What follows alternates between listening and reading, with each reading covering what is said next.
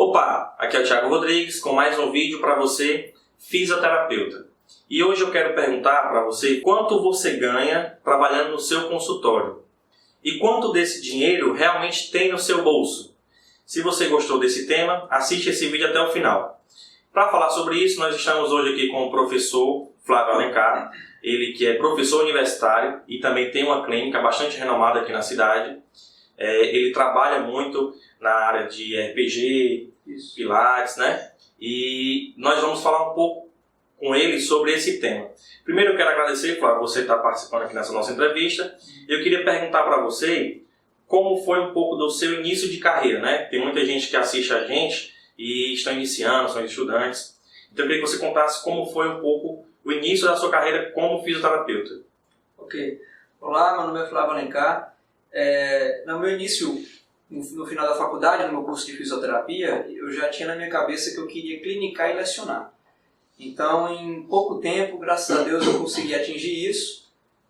Eu me formei em 2005, em 2008 eu comecei a lecionar numa faculdade, em 2009 eu cheguei na universidade que eu sempre quis lecionar, uma universidade aqui de Fortaleza. O meu início foi uma ralação sem igual. Então, assim, eu terminei a faculdade e virei estatística, né? Eu comecei como desempregado e procurei realmente o caminho mais longo, o caminho mais difícil, que foi o de consultório. Então, quando eu vi a realidade das clínicas daqui de Fortaleza, eu decidi não me submeter a elas. Eu resolvi realmente ter o meu negócio, ter o meu consultório. Então, enquanto muitos diziam para eu não ir nesse caminho, eu decidi ir. Então, como foi que eu comecei? Eu abri um consultório em parceria com uma amiga que era psicóloga e para nós dividirmos o aluguel. E chegou ao ponto de eu ter que fazer atendimentos em domicílio para poder pagar o meu consultório, porque eu não tinha aquele movimento que eu esperava. Então, o que foi que eu fiz? Eu tinha que ter um local para eu sair de casa. O que eu não queria era ficar em casa direto, porque isso me frustrava, não era isso que eu tinha estudado tanto para ficar enfurnado dentro de casa esperando as coisas acontecerem. Então, eu me esforcei muito para abrir esse consultório, que foi justamente para eu sair de casa, ter um canto para sair de casa e levava meus artigos, levava livros e ficava estudando. Então, eu cheguei ao cúmulo de ter que atender em domicílio para poder pagar as despesas do consultório. Até que apareceu, eu comecei a dar palestras, dentro dessas palestras surgiu uma aluna que me veio perguntar se a terapia manual era boa para espondilolistese. Flávio, só interromper aqui, ó. É importante isso que você falou sobre as palestras, né? Para não esticar muito o vídeo, não vou perguntar como foi que você conseguiu a palestra, porque muita gente está escutando e está querendo saber miuçadamente como foi para tentar fazer também. Né? De alguma forma ele conseguiu essa palestra. O importante, uma paciente, uma aluna e uma paciente. Eu fui aluno do Flávio, me inspirei muito nele, na história de vida dele. Ele é um cara que ele é estudioso assim, em alto grau. Eu quis fazer essa entrevista com ele, né? Eu queria que você falasse agora, porque assim, foi dessa primeira paciente que você está aqui hoje. E você nunca esqueceu dessa primeira paciente, né? Nunca. Assim como ela também nunca esqueceu de mim. Então, assim, uma aluna chegou para mim e falou: professor Flávio, a terapia manual é boa para espondilolistese. E eu nunca tinha atendido espondilolistese, eu sabia o que era o escorregamento da vértebra, eu conhecia algumas coisas.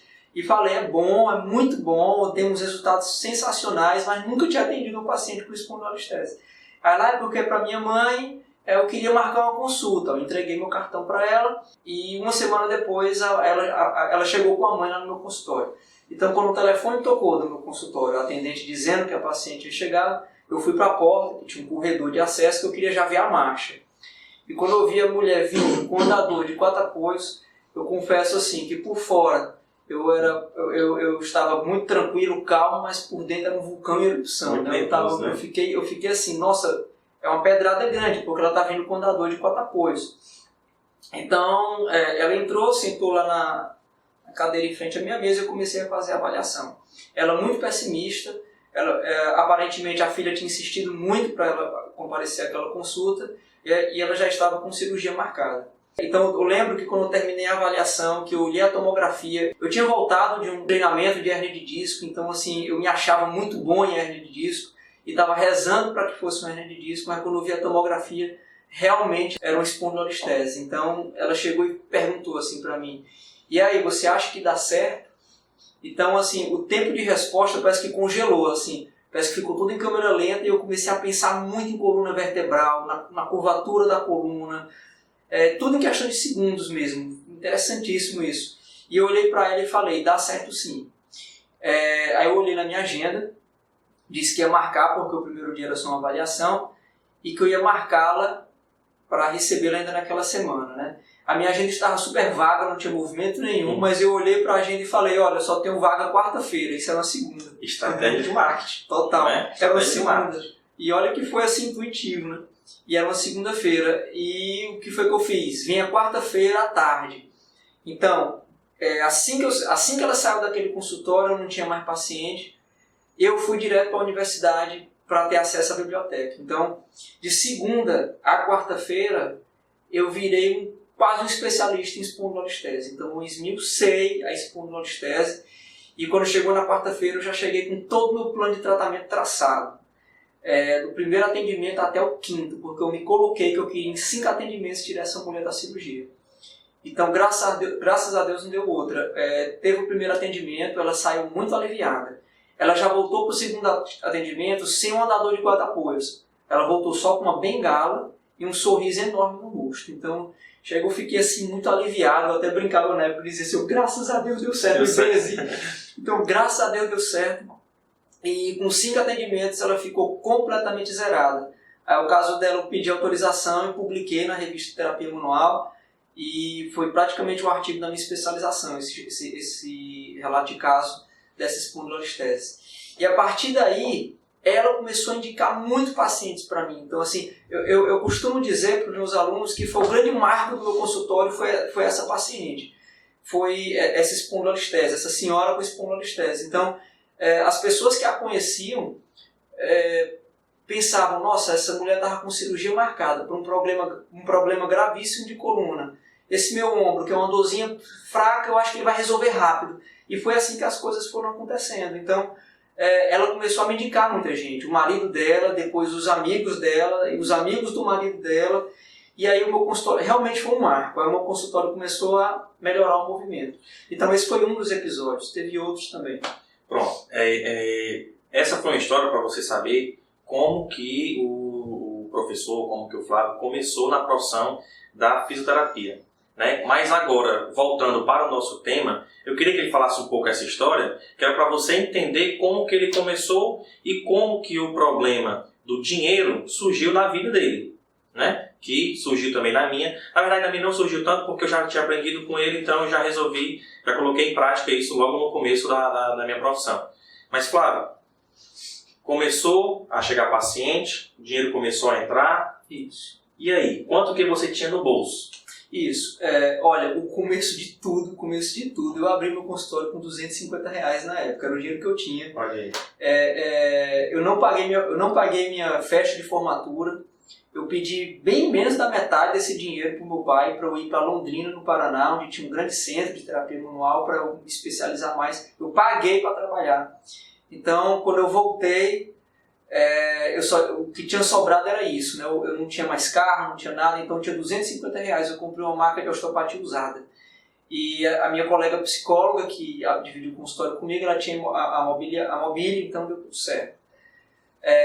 Mas começou, né? Mas começou. E não precisou de uma quantia muito grande. Nunca fechei um consultório. Porque até em alguns comentários, eu estava comentando isso com o Flávio, muita gente diz que não tem condições de começar, de montar uma clínica. Você não precisa montar uma clínica com uma baita estrutura. Sim. Ninguém começa assim, só quem realmente tem muitas condições financeiras. A gente começa realmente de baixo, dividindo uma sala de um aluguel, exato, né? Aí, e depois disso? Aí eu comecei dessa forma. Então, como eu não tinha um movimento muito grande no consultório, eu decidi realmente ficar também atendendo em domicílio, que eu já tinha começado a atender em domicílio, então decidi continuar a atender em domicílio para eu conseguir sustentar aquele consultório. Então, como eu disse, eu tinha um lugar para ir no dia, então eu não precisava ficar enfurnado dentro de casa. Então eu ia atender os pacientes em domicílio e casualmente eu tinha alguns pacientes de consultório que foram aumentando. Depois dessa paciente da espondilolistese, o movimento realmente começou a aumentar. Então eu diminui os atendimentos em domicílio e comecei a atender no consultório. Aí veio o meu segundo grande problema.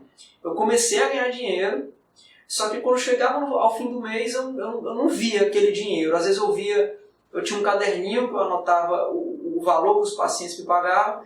Aí quando eu via na época, eu tinha tirado naquele mês R$3.000.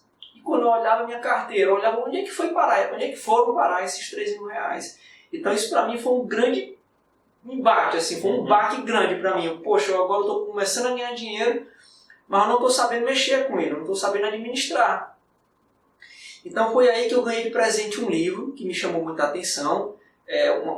Falava de uns modelos de administração bem básicos mesmo. Então eu ganhei esse livro e comecei a pôr em prática algumas coisas, fiz alguns treinamentos. O que me ajudou bastante dentre esses treinamentos, o que eu vi também assim, nesse livro, foi o tal de guardar os 10%. Então o que eu fazia? Eu comecei a pegar todo o dinheiro que eu ganhava, eu não esperava chegar ao final do mês. O paciente me pagava, eu já tirava 10% e jogava numa poupança. Eu não tinha conta, porque tinha que pagar tarifa, eu não tinha condição de pagar nenhuma tarifa direito, eu não queria nenhum sangramento de dinheiro, eu não queria naquela época. Então foi que eu fiz abrir uma conta poupança que não pagava nada.